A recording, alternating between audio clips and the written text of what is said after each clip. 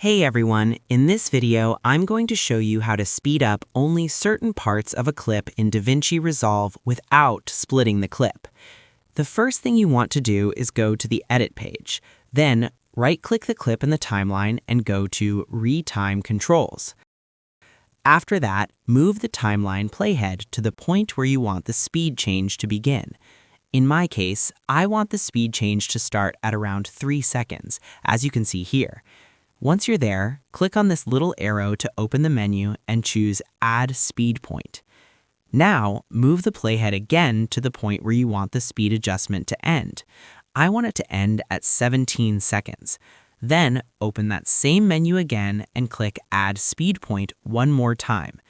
This creates a separate section of the clip that we can adjust without affecting the rest of it.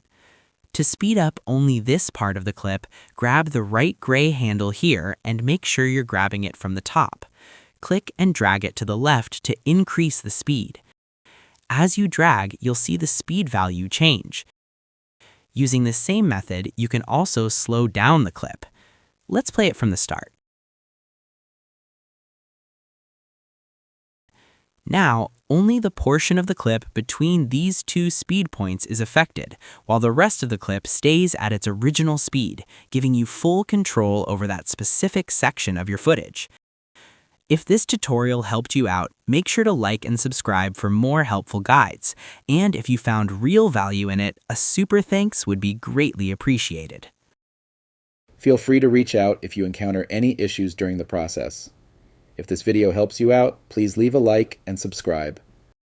Comment below if you have any questions. If you need further assistance, consider hiring a professional using the link in this video below.